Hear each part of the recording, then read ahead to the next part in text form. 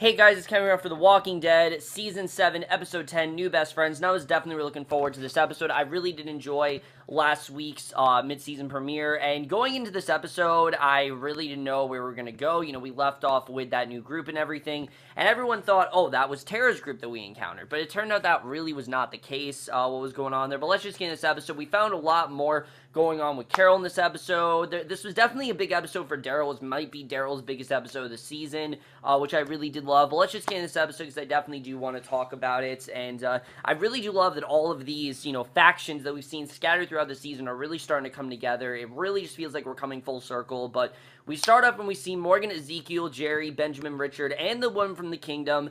They stand waiting for the saviors, and the woman uses a bow to put an arrow through a zombie's head. She says her sister had the walker's dress, and the saviors arrive and check the delivery to make sure it's up to par. And Gavin, who is the savior, says the drop looks light at first, and Ezekiel, who I really did like seeing have to bow down to these saviors and actually have to act like, he's, lower class than them, because he hasn't had to do that up till now. He promises they'll meet the obligations, he double checks and agrees, and that was definitely interesting to see. And the long-haired savior, Jared, wants Richard's gun. They come to a standoff, and everyone then draws their weapons. Ezekiel insists that Richard hand over his weapons, and again, even, when Ezekiel is not with saviors, he still finds a way to be a leader, and Richard is angered, makes a comment, prompting the savior to strike him with the gun.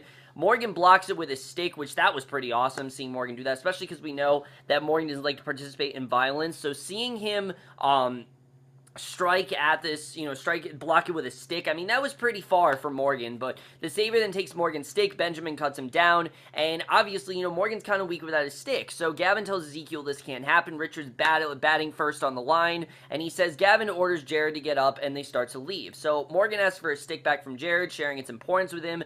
Jared wants to tune him up, but Gavin says that they all should just leave and probably should just stop instigating the fight. And as they pull away, the woman with the bow repeats that her sister loved that dress. And back at the kingdom, Ezekiel tells Benjamin he's impressed with his fighting skills, but that shouldn't make him seek fights in the future. And Ezekiel tells Richard that they will speak later. Jerry tells Benjamin that he's sick with the stick, and Morgan and Ben then speak for a moment before Daryl calls Morgan over to hear where they had been. And Daryl wants to knows they went to see the saviors, and he questions why Morgan doesn't want to fight despite bleeding and knowing what they are. At this point, he should want to fight. And Daryl insists that if Carol were here and she knew about Abraham and Glenn, she would be leading them straight to the saviors, ready to kill them all. And we know this has been a big thing since season 6. Morgan and Carol are very, very similar in that way, where they both want to be team leaders, and he knows that Morgan wants to be a leader. And Morgan says that is exactly why she left, because she doesn't want to be a killer, as we know. She wants to do...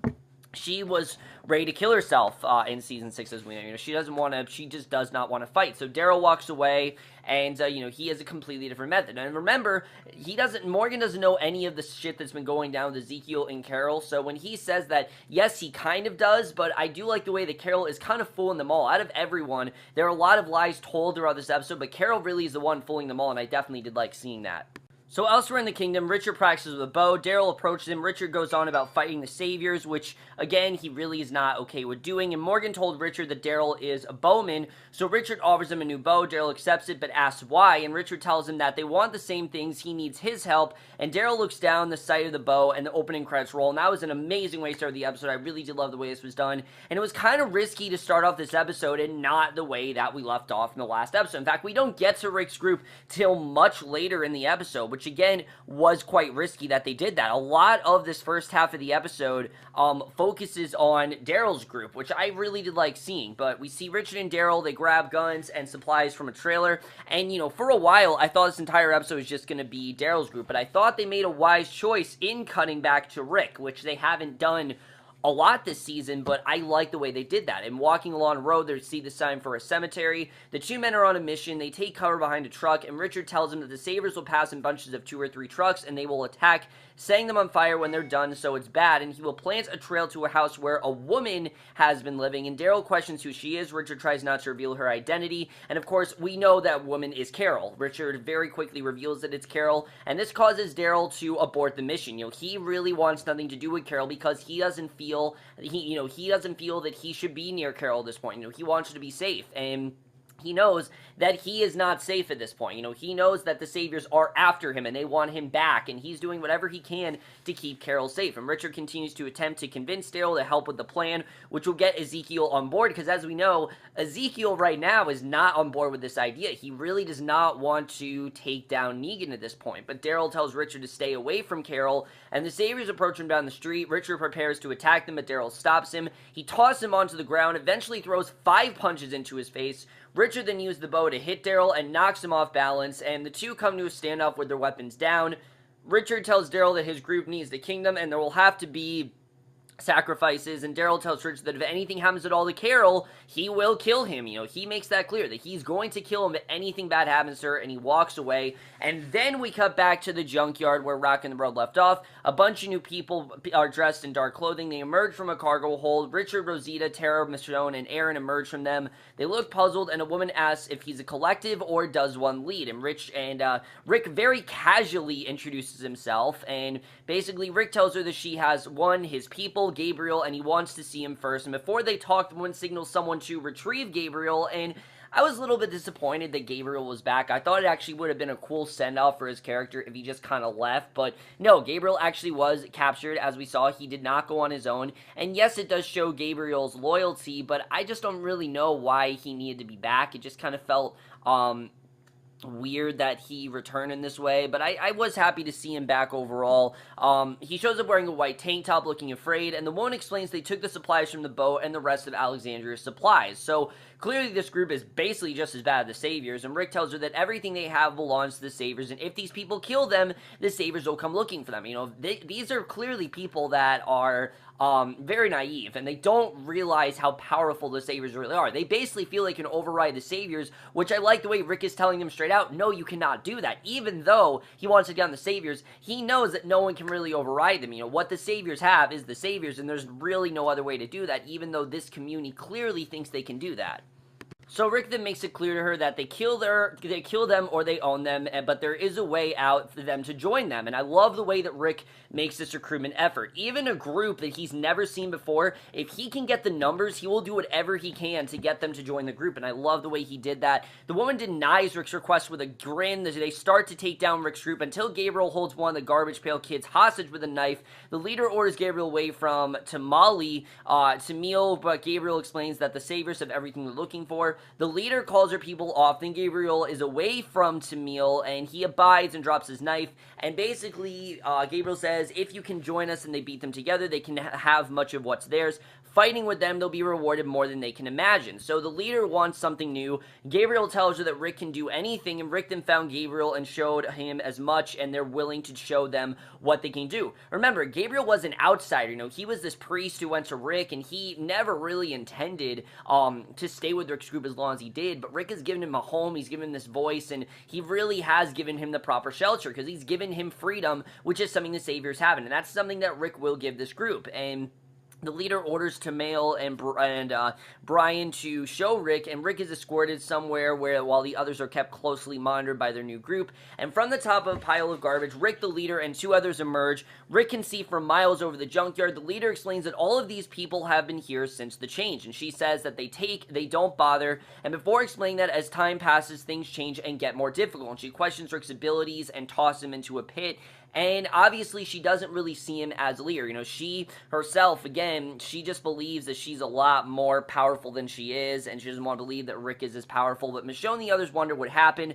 They look on, throw windows of tires, and Rick insists he's alright until a walker covered in knives, spears, and wearing a metal helmet emerges. He tries to smash his head with a keyboard, but nothing happens. He puts his hand on his head, stabs through his hand completely with one of the knives. The walker's relentless in its attack. Rick's leg is also cut. There's a skull on the floor of someone who previously lost his fight, and Michonne yells for Rick to use the walls. He removes pieces of it and causes trash bags to fall onto the walkers, pinning it to the ground, and then he carefully picks up a piece of glass, uses it to cut the walker's head up before looking up to the leader and asking if he believes them now, and he's ready to work for them and form an alliance, and they drop a rope down for Rick to climb out, and that was such a triumphant scene.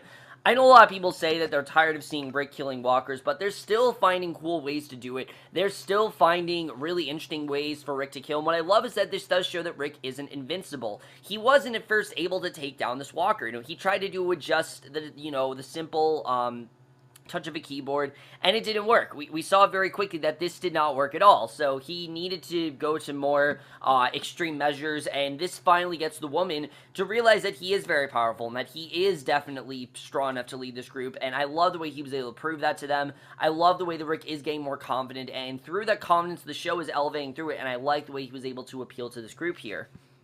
So Rick then makes it to the top of the garbage pile. After carefully using his severely injured hand, the leader tells him guns a lot. The woman asks if he thinks they're going to win. He insists that they will, that there's no possible way, especially with the big group that he has. There's no way they can't win, and they begin negotiating.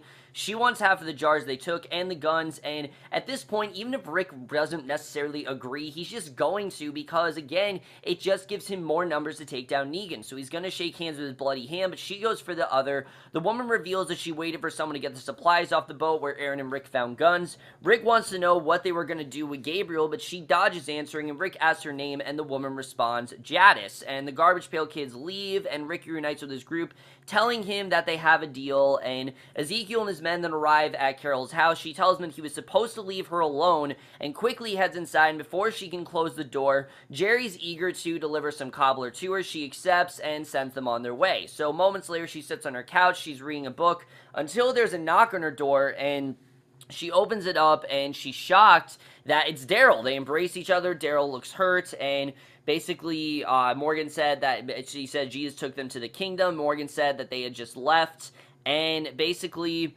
he was out there, he saw her, and Daryl said, why'd he go? And I thought that was definitely interesting to see.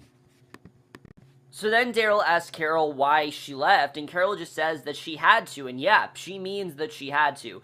Not because someone forced her to, but basically because she herself felt she had to. She couldn't possibly be with them anymore. She had to leave, and things are kind of rough between Daryl and Carol. There are a lot of secrets that came from each other, and we'll get into that. But back at the junkyard, Gabriel explains that how he ended up here. He was kidnapped, he was beginning to lose faith, but then Rick saw him and nodded, and his search for Gabriel restored his faith. And I like that we found out that Gabriel was losing the one thing that he's held on to this entire show. He was starting to lose, and Gabriel said that they will set things right, but things are going to get very hard before that time. They have to hold on. He asked what made Rick smile and why he was so confident, and Rick said that someone showed him that enemies can in fact become friends. And that was definitely a cheesy line. I will definitely say that there were a couple cheesy lines in this episode. But Rick's right. I mean, we've seen so many enemies become friends. Now, I can't really say that for Sasha and Rosita, or for Rosita and anyone. Rosita, for some reason, is just being very stubborn. She wants to go search her weapons immediately. Aaron and Tara are not on board with it. Prom Rosita say that she will go out on her own, and Tara wants everyone to stick together, and if Rosita actually thinks she's gonna go on her own and survive, I mean, she's an idiot, really. She is an idiot to think that, and I heard in the comics a lot of people think Rosita's gonna be the next one to die, and I highly think we're going in that direction. I mean, especially with the amount of anxiousness that Rosita's been having lately. Rosita's really been pissing me off, I have to say, as of these two episodes, and this is no exception. I think that she's become ostensibly annoying, and Tara wants everyone to stick together, insisting that they're not looking for a fight now, but getting ready for one. A few more remaining Garbage Pail Kids remind the group that they need their guns soon, and they mean it. You know, they're not gonna go, they're not gonna join them unless they give them their guns. So Rick's group packs a car. Tara doesn't tell Rick about Oceanside, and Rick then grabs a wire-made cat and hands it to Michonne before they leave, because as we know, this is what remains of the Oceanside community, which I think it's interesting that Tara did not tell Rick about that. So then we get this scene where Carol sits by the fire and talks with Daryl, explaining himself and saying that she couldn't lose him or kill anyone. She says if they hurt any of their people, she will go after them, and she asks if the Saviors did. If the Saviors came, and Rick tells her that, and Daryl tells her they did. And then we get to this part where she asks if anyone got hurt, and Daryl's reluctant to answer. He doesn't want to make her have any other thoughts, I think he wants to keep her as safe as possible, and he ultimately lies, telling her no one got hurt, which obviously isn't true, but I think he doesn't want her to react in an irrational way, to the deaths of,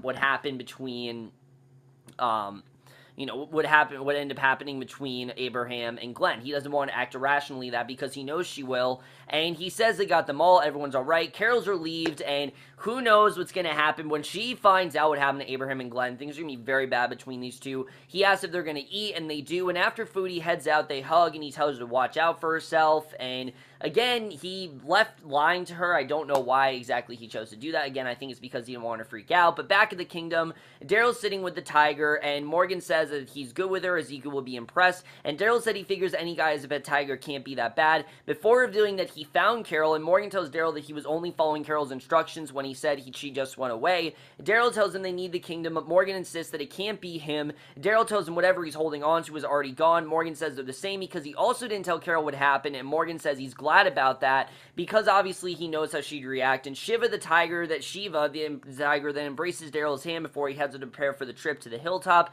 And in the morning, he heads out to Hilltop, where I'm guessing he's going to try to make one last recruitment effort, and that is the way this episode ends. Really good stuff overall. Let's get into this episode and where I think we're going to go from here. So overall, guys, I definitely really did enjoy this episode, but what was interesting about this episode is that what a lot of people said about last week's episode, how the show wasn't slowing down, was actually the case this episode. This definitely was a bit slower. There was a lot going on, but it definitely was a bit slower. But I do like where we're headed here, where Rick, in his desperation's getting everyone he can. He's doing a good job of it, too. Like, it's not Rick, forcefully getting people to join. He's actually doing a very good job with persuading people to join, and they're actually, realizing why Rick is the one to be the leader. He wants to be the leader, and Rick wants to be the king, and he's doing a pretty good job of doing that. He's doing a good job of getting anyone he can, even someone like the Oceanside community, who has animosity with Negan, as we know. They want to take down Negan because of what he's done to a lot of their community. They have a reason for taking him down, and I think that definitely that is a good reason why they're going to ally with Rick, so I'm looking forward to seeing what's going to happen there. And the fact they think they can override Negan is insane, which obviously they can't do, so that's going to be interesting to see what happens there. As far as Daryl goes, I can understand why he didn't tell Carol the truth. Like, obviously, it's just a lot for her to bear. We know that she already acts very irrationally towards death, and I think he just doesn't want her to have more plummeted on her, so I think that's why he probably didn't tell her what was going on there. But hopefully he'll be able to get Ezekiel to join. I mean, I like seeing this episode that Ezekiel had to bow down to the saviors and not be as in control, because as we know, this is all an act. Ezekiel isn't actually a king. He's just doing this so that way it can seem like he has some hope, so he can give the group some hope that someone can be the leader. He's been appointed as the leader, and he feels he has to be the leader, but as we know, he's not as confident as he seems. So I'm interested in seeing what's going to happen there. Carol is still hiding out, and I don't really know what's going on between her and Ezekiel, but I'm sure we're going to find out more as the season goes on. We'll have to see what ends up happening with that, because I think that's going to be very interesting. Rosita's gonna die, honestly. Rosita, the way that she is explaining herself and the things she keeps getting herself into, she's going to die. And at this point, I would just make it a mercy killing, because if Rosita ended up dying, I would not be upset. They're doing a really great job with making us wanting her to die. I don't know if they're trying to do that, but they're certainly doing a good job with succeeding in that, between her ridiculous fight with Sasha last week for no reason, and now this whole thing with Tara. I don't know what's going on with Rosita. They are taking her in completely the wrong direction, and if they want to kill her off, they're doing a great job with that, but other than that, I'm really not liking where they're going with her. I did like where we went with Gabriel, though, that we found that he actually was on the process of losing his faith, where he really felt like he didn't have much faith left because of all the terrible things that has happened. Negan likely has not seen before. He hasn't seen this much death and this much despair and this much tragedy and this much hopelessness, and now seeing Rick, be that leader again and realizing that all these people are coming together, he does have that resounding hope back, and I definitely did like seeing that. I like the way that Rick is definitely reinstating a lot of that hope into people, the way that he is definitely getting this group together. I think it's definitely interesting to see where that's going to go. At this point, the only character we haven't seen is Eugene, and the show's doing a very good job with letting us see pretty much every character. I thought they did a very good job with that. But like I said, Eugene's the only character we haven't seen, which it looks like next week we're going to see something similar to what we saw with Daryl in episode 3, which is kind of repetitive, but it is something we definitely do need to see. We need to see what Negan did to Eugene. Overall, guys, I definitely really enjoyed this episode. This was a very well done episode overall. I thought there was a lot of very interesting stuff going on here between Daryl and Carol, what's going on there, and then the stuff going on with Morgan having to step up and realizing that he needs to kind of he has to use violence even though he doesn't want to. I'm interested in seeing where that's going to go. What was going on with Rick in the Oceanside community? How long is Tara going to tell him about that? That's going to come out at some point, that Tara knows them. They told her to swear to never tell Rick, and she's doing a pretty good job with that so far, but that's got to come out at some point. But overall, guys, definitely really did enjoy this episode. I like where this season's had so far. I do think this episode was a bit slower than others, but I am overall going to give The Walking Dead Season 7, Episode 10, New Best Friends, a 4 out of 5 or a B+. So for guys, this episode of The Walking Dead, let me know what you guys thought of this episode overall, left your thoughts in it, and we'll see you guys in my next, which will be for the series premiere, the new mini-series on HBO, Big Little Lies, which I don't really know what it's going to be. I've been very mixed with how that show's really going to be. I've heard a lot of mixed things, but I will see you guys for that. Okay, bye.